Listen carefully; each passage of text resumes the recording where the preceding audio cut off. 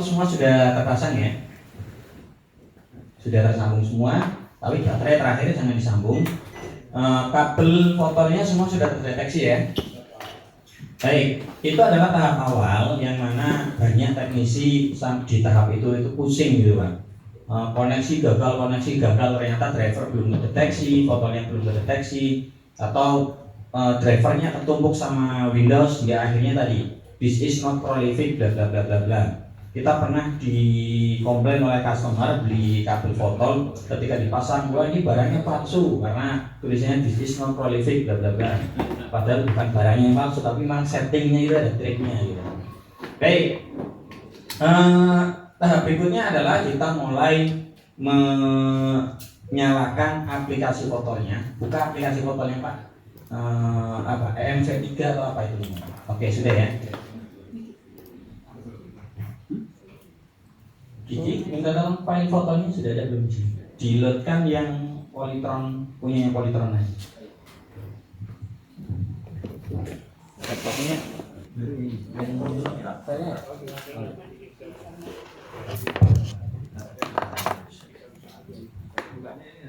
nah, apa sih intinya Fotol itu Pak? Fotol itu kan merek ya. Fotol itu merek dari controller tipe Pure Sine Wave Programmable. Sekali lagi, jenis-jenis controller masih ingat ya? Ada PWM, ada yang Sine Wave. Yang PWM ada yang intelijen, ada yang fix. Yang kemarin sore kita praktekkan hari pertama itu apa? Intelijen fix. Tapi dia PWM. Kemudian yang hari ini kita praktekkan adalah Pure Sine Wave, tapi yang programmable, bisa dirubah-rubah settingan parameternya. Kemudian Fotol itu sekali lagi merek dan serinya banyak, ada EM25, EM50, EM100 dan seterusnya. Yang kita praktekkan hari ini EM50S. Nah, yang ada di meja bapak-bapak itu adalah seri EM50S. Nanti di Polytron EM100, nanti di Gesit juga EM100. Di Polytron Fox 500 itu saya belum ngecek secara langsung, tapi kemungkinan Fotol EM150. Nah, masing-masing Fotol itu dia batas kemampuannya berbeda-beda. Ada angka-angka tadi yang 25 itu maksudnya maksimal 25 ampere. EM50 maksudnya 50 ampere defaultnya. Nah, tapi nanti kita tunjukkan tabelnya ya. Kemudian kalau belum diprogram, berarti si controller belum mengenali parameter baterai dan parameter motor. Mereka belum saling kenal. Lagi-lagi nanti akan saya gambar jalur daya, yaitu motor, baterai, motor, kemudian baterai, controller, kemudian motor. Nah, controller kan posisi ada di tengah. Kalau kita mau bicara performa, settingan performa, maka dia harus saling kenal dulu. Betul nggak? Controller harus mengenali dulu si motor. Controller juga harus kenal betul si baterai. Baru kita bicara performa. Misal kita setting controllernya kita setting agar menjalankan motor 500 rpm. Tapi ternyata si controller belum tahu ini tipenya motor apa, voltanya berapa dan sebagainya. Nah, maka di sini kita perlu mengenalkan parameter. Pertama, parameter baterai. Parameter baterai itu apa saja Pak yang perlu dikenalkan? Voltase. Yang pertama, voltase nominal. Kemudian yang kedua, voltase penuhnya berapa? Kemudian yang ketiga, voltase habisnya berapa? Kemudian yang keempat, voltase mau habis atau voltase warning. Kemudian yang kelima, dia mampu berapa ampere? Ampere BMS. Ini aja. Ini untuk parameter baterai yang harus dikenali oleh Fotol. Kemudian berikutnya parameter motor. Parameter motor yang perlu dikenali oleh si Fotol itu cuma dua. Dia mengabaikan tipe hub, tipe mid, tipe direct, abaikan. Hanya fokus ke dua parameter, yaitu apa? Full pair. Kemudian yang kedua, ada yang tahu? Oke. Whole shift angle.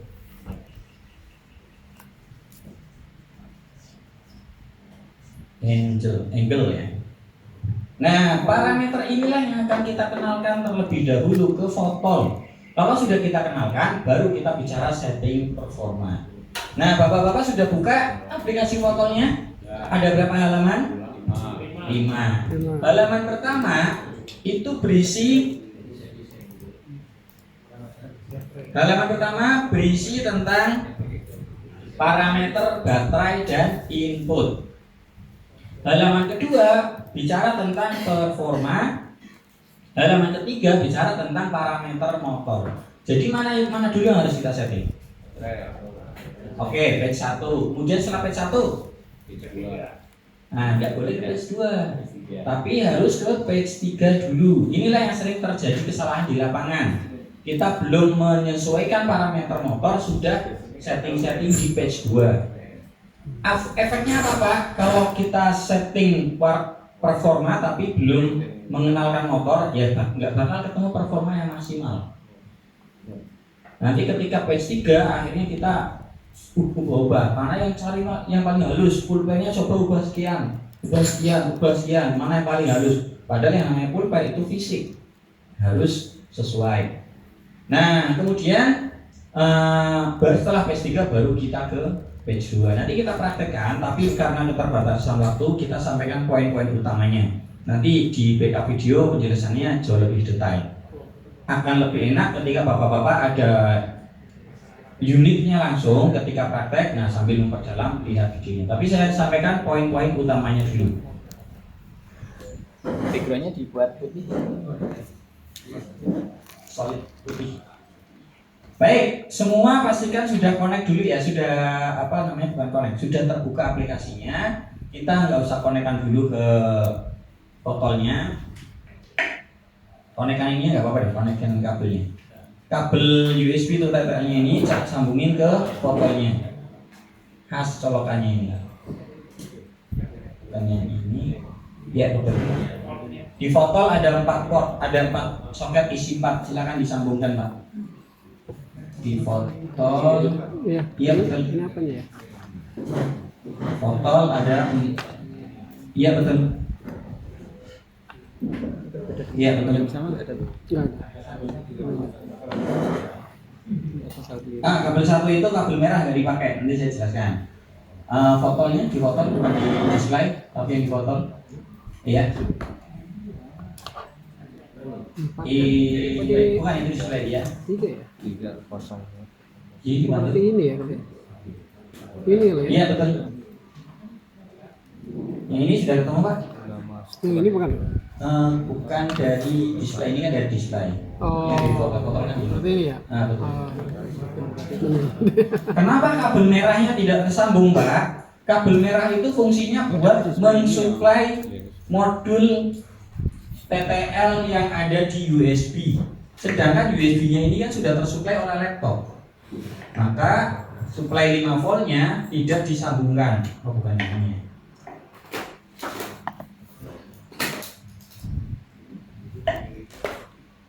Oke, nah ini kan kabel merahnya kan nganggur ya. Maka ini nggak perlu disambung. Karena kalau ini disambung nanti di modul ini tersuplai oleh 2 suplai dari fotol dan suplai dari laptop. Baik, lanjut ya.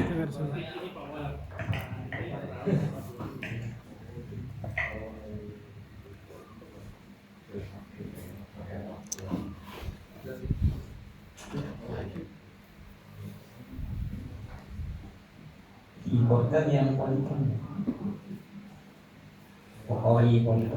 Polisi. Maksudnya kelihatan nggak? Iya. Kelihatan. Baik, kita jelaskan pelan-pelan Bapak yang di display. Maaf, di sini kelihatan semua ya. Nanti kalaupun ada yang kurang jelas, salah satu memfoto setelah selesai nanti dikirim ke grup. Yang kabel yang kita gunakan ini disebut dengan kabel serial, Pak. Kabel serial yang model begini itu ada kelemahannya. Kelemahannya dia kalau lama nggak diajak ngobrol suka tidur dia. Nah, maka nanti begitu terpasang kita sering-sering paramuret. Apa itu paramuret? Yaitu menuliskan apa yang ubahan yang ada di display sini ke fotolnya. Tapi itu nanti tahap berikutnya.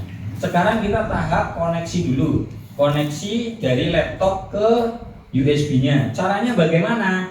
Pertama, ada baud rate.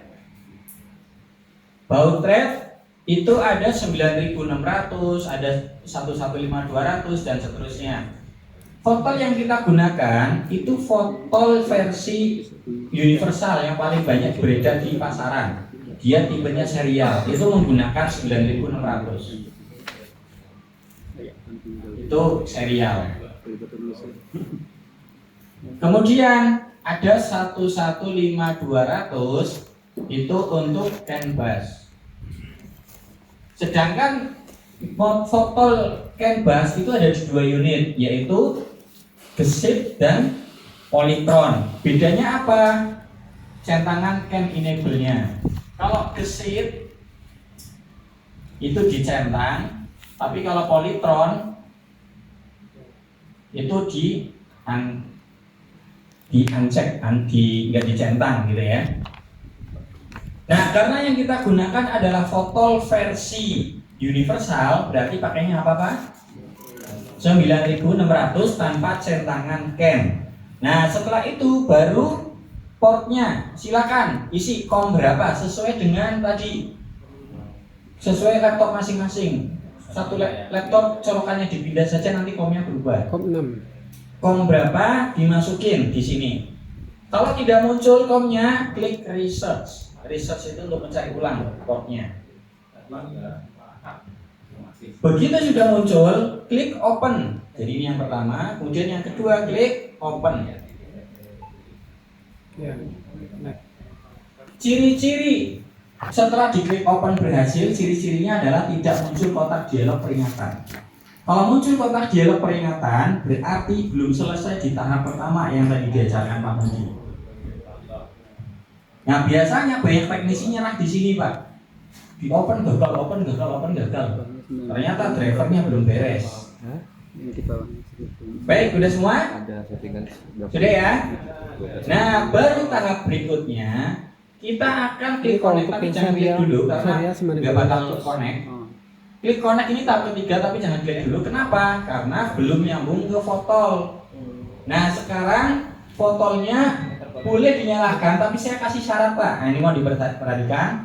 Silakan disambung ke fotol, tapi jangan sekali-kali melintir gas. Alasannya kenapa? Setelah disambung ke fotol, kemudian fotol dinyalakan, jangan sekali-kali melintir gas.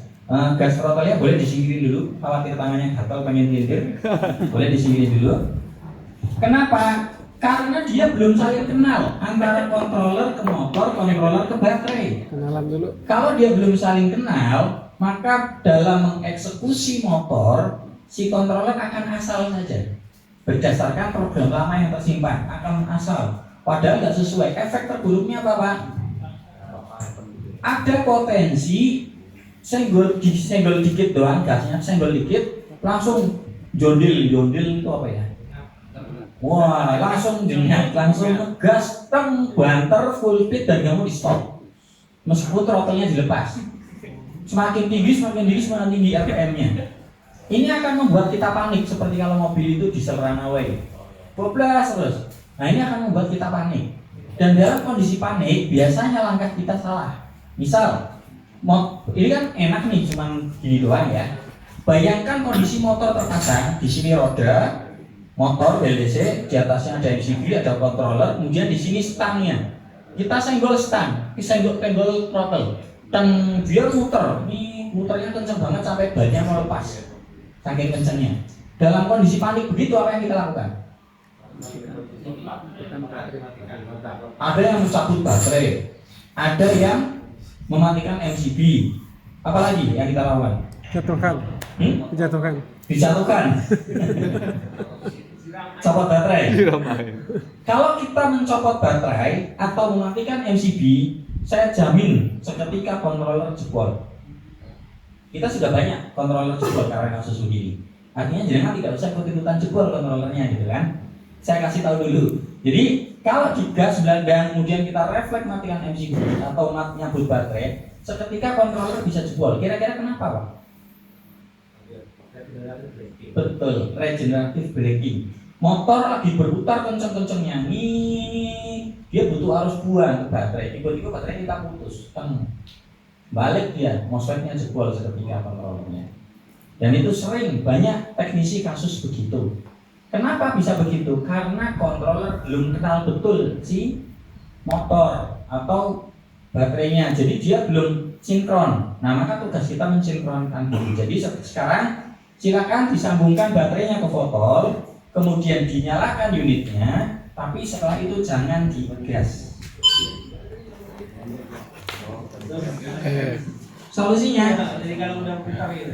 Solusinya matikan kontak. Kontaknya ya, solusinya matikan kontak. Solusinya kalau Belanda tadi matikan kontak. Ya, matikan kontak. Bukan MCB, tapi kontak. Nah, setelah nyala, sudah nyala. Ya, silakan dinyalakan. Ingat ketika kasus gelandang, solusinya apa, Pak? Matikan kontak. Maka sekarang silakan latihan matiin kontak, Pak. Karena begitu panik, bingung ini matinya gimana gitu. Nah, masih ada bingung gimana matinya, ya kan? Nah, bisa matiin kontak pakai gambar gembok terbuka, bukan gambar petik. Nyalain double tengah, double. Oh belum ya? Oh ini displaynya putus. Jadi ini sebenarnya sudah nyala. Nah ini Coba hidupin. Ini harusnya belum. Ini cari belum, Pak. Ini kan posisi sudah nganggur. Cari belum yang nganggur. Nah ini boleh. Belum. Belumnya Pak. Yang belumnya itu belum Pak. Oke.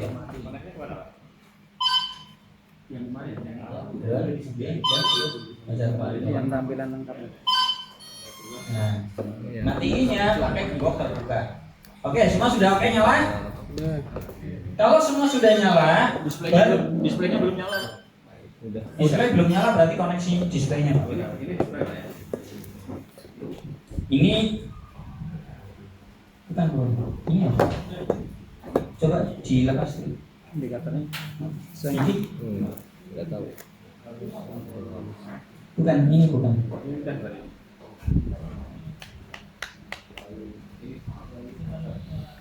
Oke, ini minus, kemudian Ini baterainya lebih merah gitu ya? dimatikan coba. Kata yang kemarin belum dicolokin yang display. Oke, sudah. Oke, semua display sudah nyala ya. Baik, sekarang kita ke tahap ketiga. Setelah nyala, silakan klik connect. Oke, ya. Ciri-ciri berhasil connect Ini itu kita- kalau sudah muncul angka-angka seperti di layar. Klik connect. Siapa yang belum berhasil? Oke. Muncul angka-angka ya. Betul ya? Ya. Yang penting ya nampil dulu. Oke? Ini 60. Semua sudah nampil? Baik, kita jelaskan mulai page pertama. Sekali lagi, page pertama fungsinya apa, Pak? Pengenalan Baterai. Oh, benar. baterai dan input. Page 2 apa, Pak? Performa. Performa. Page 3 pengenalan motor.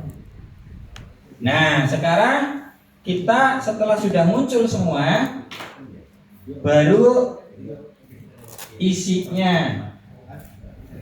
Model semua muncul berapa? EM100. Padahal kita pakainya berapa? EM50. Percuma, nggak usah diganti. Karena mau diganti seri berapapun akan balik lagi ke situ. Jadi yang itu tidak usah dirubah. Kemudian yang kedua, baterai voltase. Ini adalah nominal voltase. Silakan 60. disesuaikan Lihat itu. Iya ini. Ini ya, 60 volt ya? Auto sleep-nya di mana? Auto sleep-nya laptop di mana? Iya 60. Baterai voltase itu adalah nominal voltasenya. Nominal baterai. Silakan dicek baterainya berapa volt, Pak? 60 volt. 64 berarti 60. Kalau 48 diisi 48. Itu bukan ditulis tapi digeser. Bener ya? Kita Oke, 60 ya? sudah? Jangan lupa setelah melakukan perubahan diklik param rate. Param rate. Lanjut ya. Kita nggak ada yang gitu. Over voltage adalah penuhnya. Under voltage adalah habisnya. Silakan disesuaikan baterai voltage, over voltage dan under voltage. Bagaimana cara ngisinya? Bapak harus tahu baterai yang digunakan. Contoh di sini. Di sini baterainya apa, Pak? 15S. 15S LiFePO 4. Berarti penuhnya berapa, Pak? 15 dikali berapa? LiFePO 4. Masih ingat gak? 3,65. Berarti 15 dikali 3,65. Ketemunya berapa? 54,7. Dibulatin ke atas. Karena di sini enggak, nah kalau bisa jangan koma-koma. Di sini berapa, Pak? 20S. 60S. Dia LiFePO 4, berarti 20 dikali 3,65. 73. 20 kali 3 ke 565 73. 60. Langsung paramret boleh atau sekalian ganti ketiganya baru paramret juga boleh. 20S. Nah kemudian fullnya tadi ya, jumlah S-nya berapa? Di sini 17S dikali ini kan lithium ion, berarti 17 dikali 4,2 karena ini lithium ion.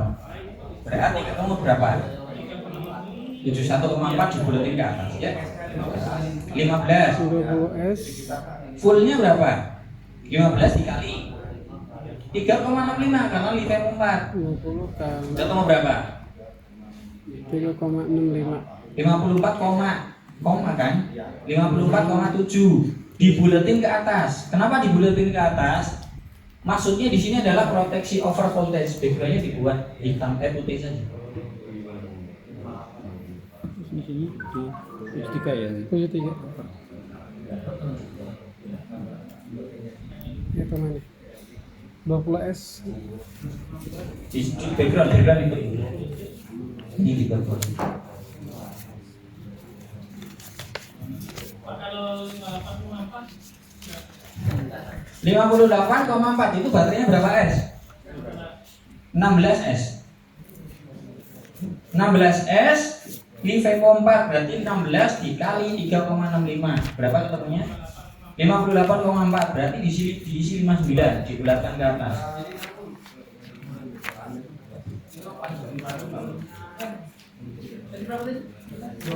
Ya. Ya.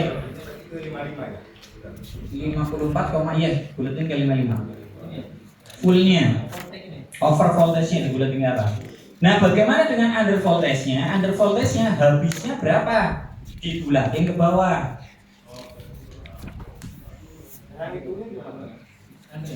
Tinggal dikalikan jumlah S dikalikan habisnya sel itu berapa? Ini apa? LiFePO 4. LiFePO 4 habisnya berapa?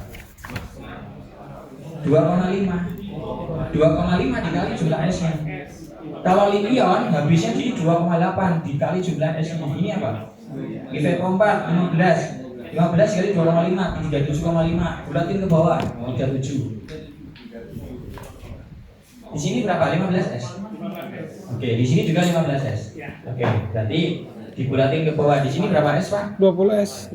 20S. Berarti 20 dikali 2,5. 2,5. Nah, kalau bulatin ke bawah pas kan? Pas. Langsung diisi sesuai itu. Di sini ketemu berapa, Pak? Yang mana bingungnya? Misinya coba. Yang mana dulu, Pak? Pertama nominalnya diklik sesuai. Kemudian yang ini over voltage. Over voltage itu kan penuhnya. Ini 17S. Li-ion berarti 17 dikali 4,2. Ini maksudnya berapa tuh?